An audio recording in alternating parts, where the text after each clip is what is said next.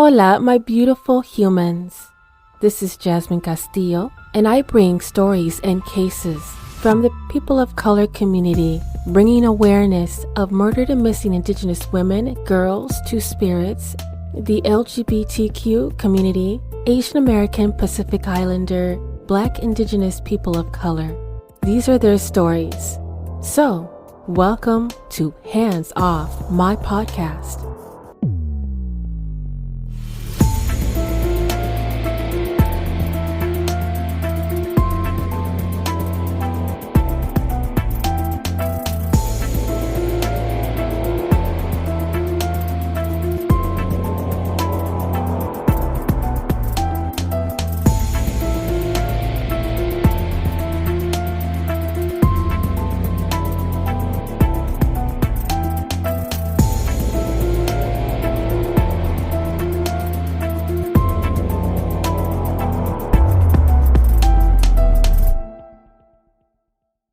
April 20th, 2021 was a beautiful, memorable day. The day that the loving couple, Crystal and Kylen, were married in Arkansas, where Crystal was from.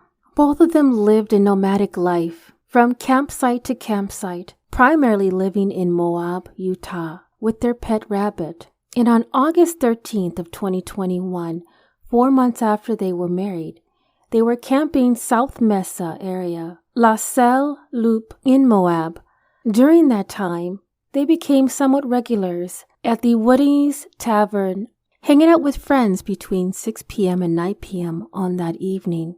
They had mentioned to their friends at the time that there was a creepy or weirdo near their campsite, which they had mentioned to their friends a couple of times, and text their friends saying that if anything happened to them, if they were ever murdered, to look into that creepy guy. 2 days went by. On August 15th, both of the women, Crystal and Kylen, were on their second day of no call, no show for their morning shift. Crystal worked at McDonald's, and Kylen worked at Moonflower Community Co-op. By the fourth day, August 18th, their friend decided to search for Crystal and Kylen. So instead of turning in one direction, they decided to continue on Wander Lake. She had this gut feeling to go straight towards their campsite. As she got closer to the campsite, she saw a silver vehicle and didn't notice if that was either Crystal or Kylen's vehicle until she got closer. It was a silver Kia parked on the campsite. As she's driving, she is speaking with the father of Kylen Schulte. As she got out of her car and walked past a few scattered Gatorade bottles, she found Kylen's body in an irrigation ditch, halfway in and halfway out of the creek. She didn't have time to think. The next thing she did was immediately contact the police as she sat in her car and waited for the police to surveil the campsite.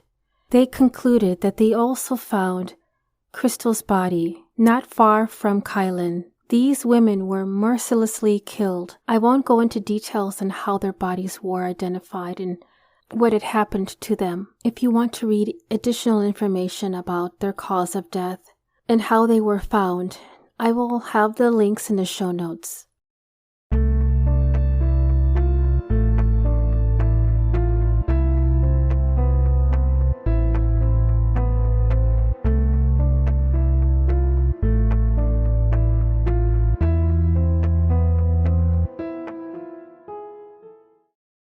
This episode is to shed light on Crystal Michelle Turner's life. Before this horrific thing had occurred to her and her wife, I will be sitting down with Diane Brooke. Diane is the cousin of Crystal. Crystal's mother is Diane's aunt. The reason why I'm doing this interview with Diane is that she had reached out to me through Twitter and said that not even law enforcement reached out to her. No one from the law enforcement reached out to give her any update, to ask any questions, to provide any additional information or leads. So I'm honored to speak with Diane about something that should have been done a long time ago.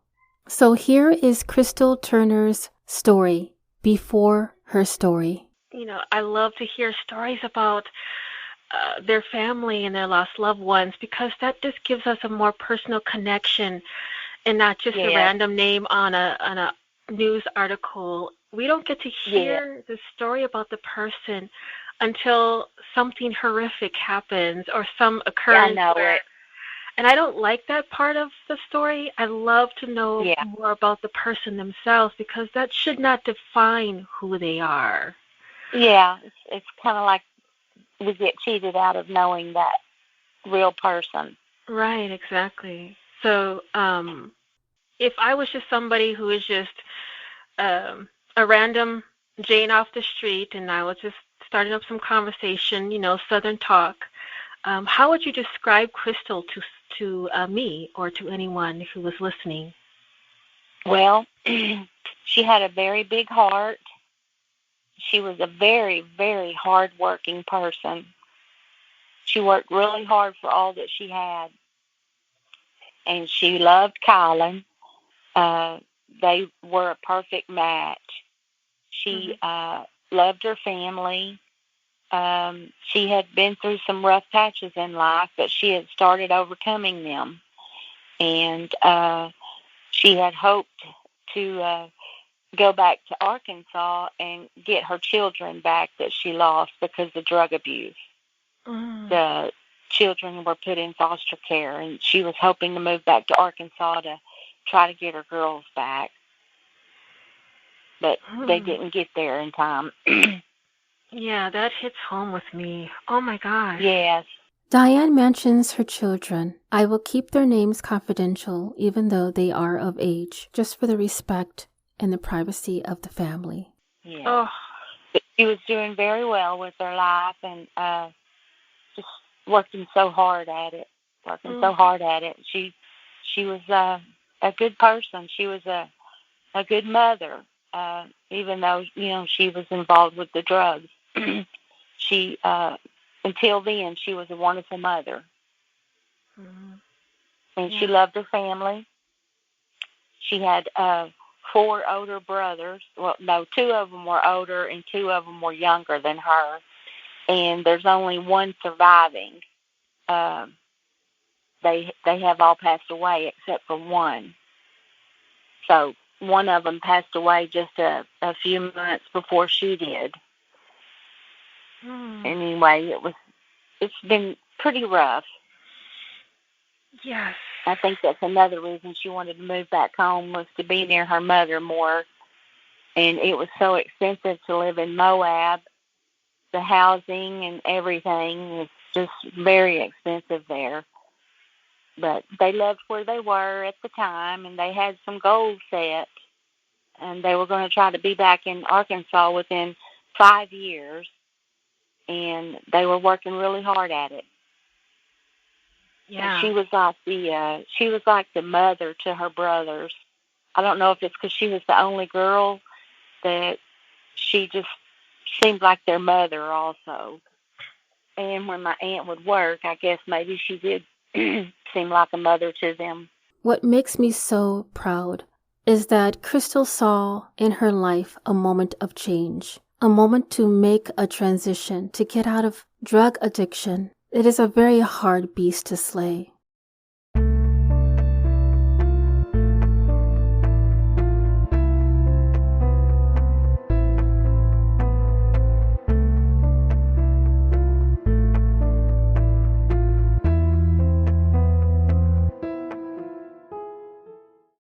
He hitchhiked all the way from Arkansas to Moab to get a new start. Mhm. And that's a long way. Yeah, that is. My goodness. Yeah, Yeah, very brave. Arkansas within itself is a very high cost living environment. Mhm. Oh my goodness. Yeah. So what was her do you know the actual reason why she decided to move from one place to the other? Oh, she had a friend, a childhood friend that she grew up with that was living in Moab, Utah. And Mhm. her friend had invited her to come up there and she'd help her get on her feet. And she had her a job waiting. And uh, so that's what she did. She she had someone offering to help her, and she needed to get away from Hot Springs. And so she just took off one day, told her mom she'd talk to her later, and that she was going to go make some changes, and she did. Diane was able to talk about some happy memories, and this is what she had to say. Favorite memories. I was 20-something years older than Crystal. I grew up with her two older brothers from a previous marriage than her dad and her mom. And when she was born on my mother's birthday, and my mother was tickled pink about it. She kept telling my aunt that she had to have her on her birthday, and she did. And anyway, she was in little beauty pageants when she was a little girl, and there wasn't a time that I didn't ever see her that she wasn't all dressed up in her little dresses, her little pretty socks, pretty shoes, her hair done real pretty. She was so petite, just a little bitty thing. And, of course, everybody saw how little she was, at the end of her life also. She's just a little bitty person. But one of the funniest stories my aunt told me was that one time she had Crystal in her buggy at the grocery store, and she had her aunt, Crystal's aunt was also with her, and they were right beside each other. Well, my aunt walked away for just a second, and Crystal started hollering. She was just old enough to learn how to talk. She started hollering, "Child abuse, child abuse," because she had left her in the basket by herself right there. And then the other aunt just died laughing, and that was one of their funniest memories when she did that. I can see her doing it. Oh my gosh, yeah, I've had that. She loved her grandmother too. Oh, that is the cutest story. Oh Yeah. my goodness. One of the things that she had hit on is that Crystal had a hard life from the get-go. And when her father died when she was about 5 years old in a car accident, so Crystal's sadness started at a young age. And she had twin baby brothers and then two older brothers. And the twins were by her father, and the older brothers were by my aunt's first husband. But they were all so close. They were good kids. And then unfortunate things in life happened, and, we've lost 4 of them. And there's just one child surviving, so it's been really hard. Yeah, that is, oh my goodness. Hard for my aunt, hard for everyone, but especially my aunt. Yeah. But she's tough. She's a tough lady. So, without going into detail, is there anything that you'd like to share in regards to their passing? I'm an only child, so I feel like, oh my gosh, having to have siblings and then you turn around and they're not there anymore. That's just gut-wrenching for me. Just the thought of that. Yes, they were accidental deaths. And then the last one that passed away, he had a heart condition, and he had a little run-in with the police, and they tased him, and he died. But oh my God. it was because of his heart condition that he had. Yeah. Yeah, that doesn't help with the whole law enforcement and trustworthiness of the law enforcement. No. Oh my God. No. And he had been having some health issues that year also. But he died, I believe it was 4 months before Crystal did. Oh, yeah. Oh my, I'm so sorry about this. Yeah. Oh. Yeah. Like one on top of the other with me. Oh. And then the aunt is just, she is just, to me, she's like the strongest woman I've heard. She is. She's very strong. I was really worried about her at first with Crystal because it came as such a shock, and that's her only daughter. And, not that she loved her more than her sons, but, that was her only daughter. And it was just a shock. But she she came through it, and she had a lot of people praying for her, a lot of well-wishers. So she came through it, and she's still coming through it and trying to take care of herself right now with some health issues, nothing serious. Mhm. Mhm. So I told her, you got to start taking care of yourself now. Oh, yeah, absolutely. Yes, that is a complete priority. In this conversation, we talk about the person of interest. I will have more information about that person in the show notes. Well, when they were first murdered, we could not get Brian Laundrie and Gabby. They were all over the news, and we just could not get their story out there.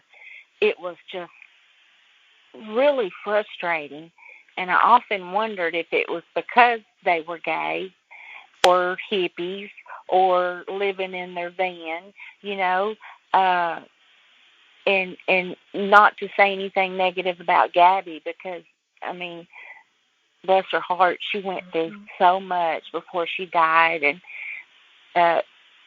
the blonde hair, blue eye, you know what I mean?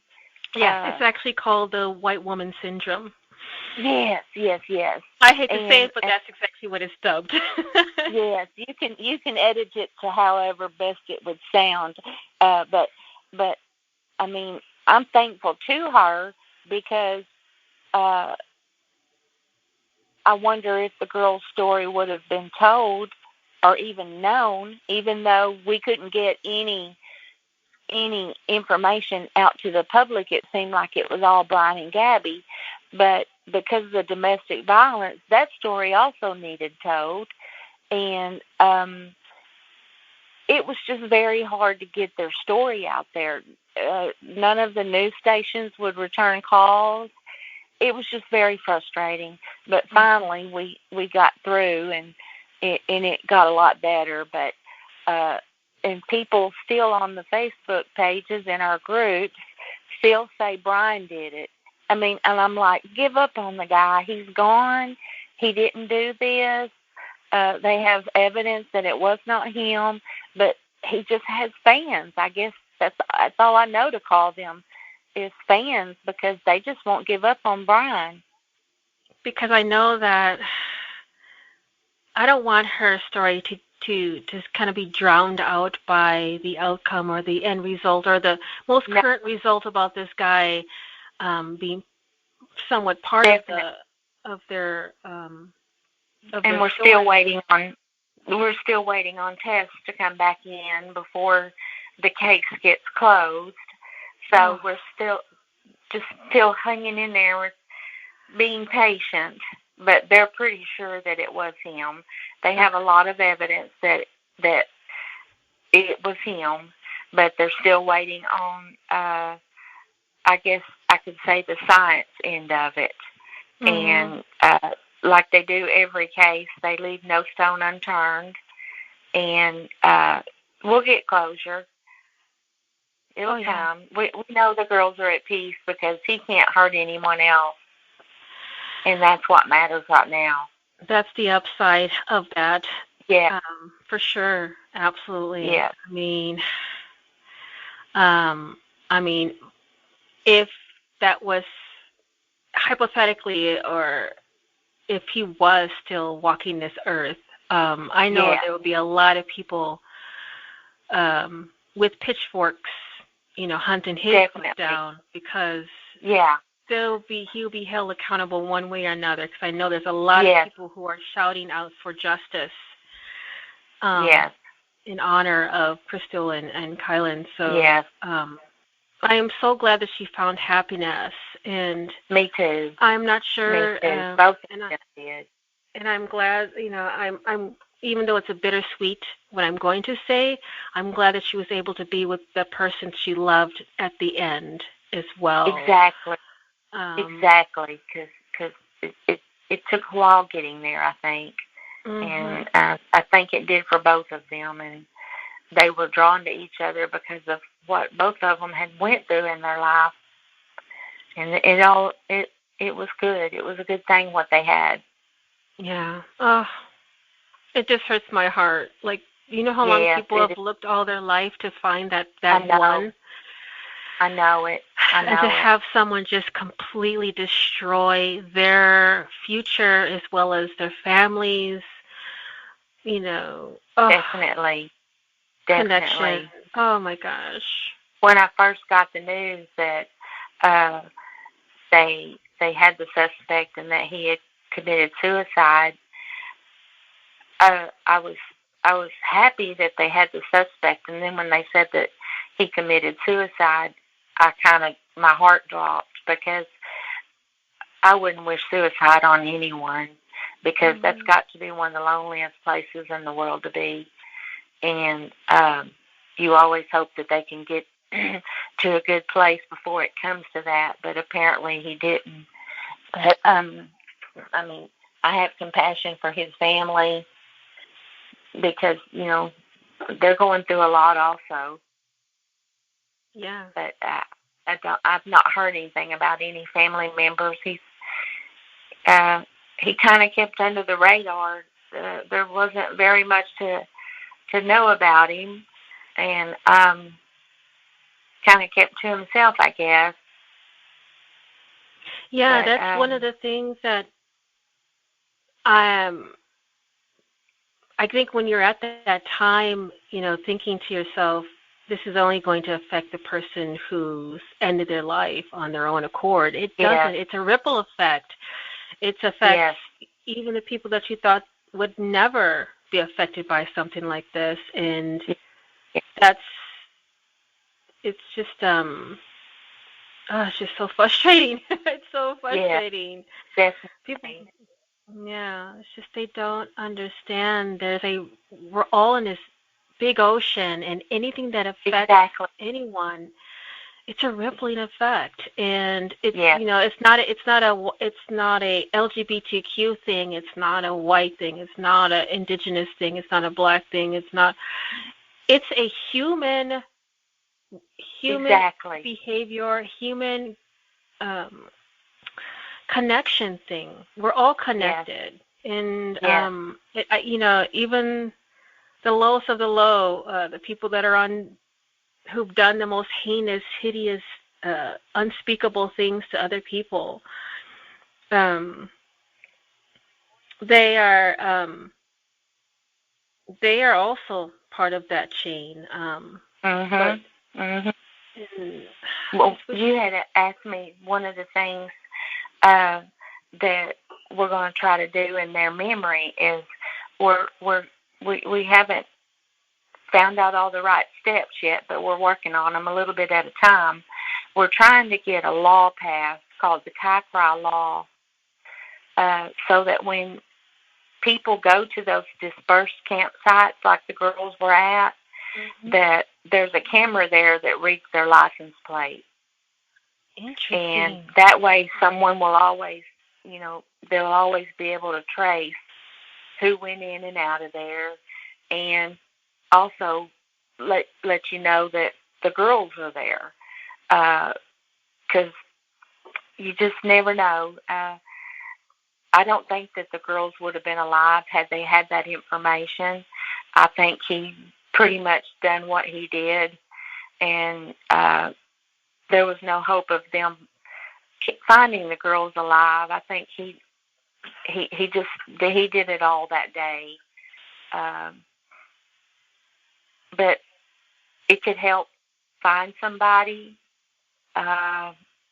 or it could help find somebody that's done something they shouldn't have done. But only in those dispersed campsites. And Kylen's father is trying to start a foundation called the Sunny Rose Foundation, and it's to help the housing problem in Moab, because he feels that had the girls been in a safe place where they could have locked their doors, that maybe they wouldn't have been such an easy target. And he's working on getting some property and getting some little houses built for people that work, and under the price would be, I think, $900 a month. So we're all working on something in honor of the girls, and it feels good. Yeah.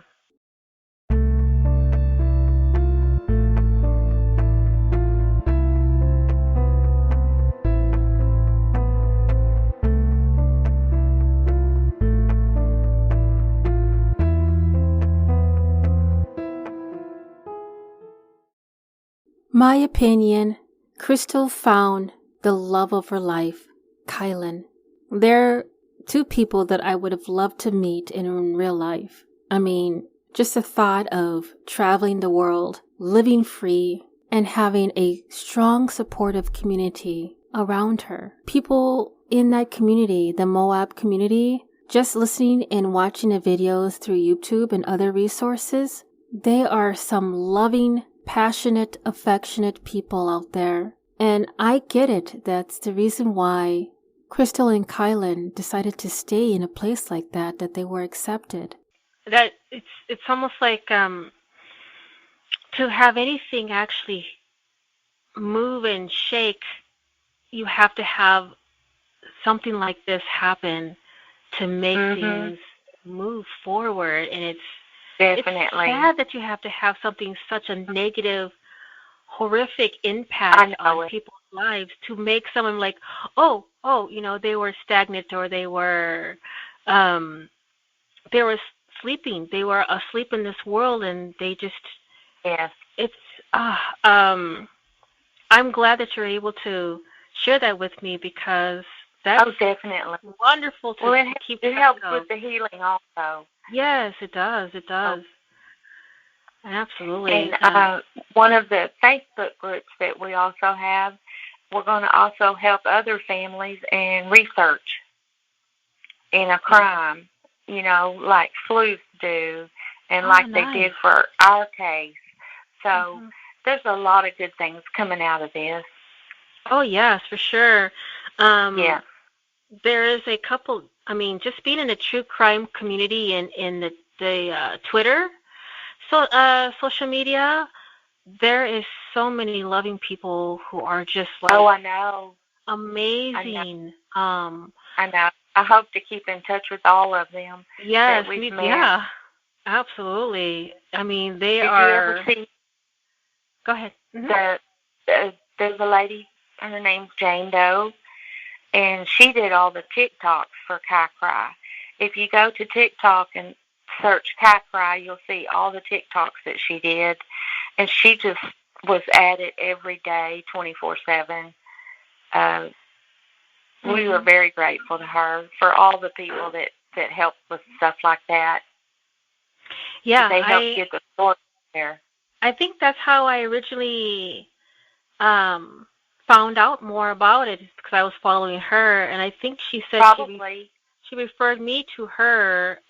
She referred me to you or someone of the who was connected in some. I bet it was her. Yeah, she knows everybody. Yeah, he does. He's very dedicated. I reached out to many of the friends and family of Crystal and Kylen, and Diane was the one that actually reached out to me. I do hope that in the near future, who I've left multiple messages, would reach out to me so we can get the other side on behalf of Kylen. So for now, Diane had one last word that she wanted me to express on this episode. Diane said, quote, "Crystal made people smile and feel better when they saw her. She was a tough lady who would take care of herself and Kylen. She was proud of every little thing she owned. She loved to make people feel better, and she loved helping others." End quote. Crystal and Kylen, may you rest in peace, and thank you for letting me share your side of the story.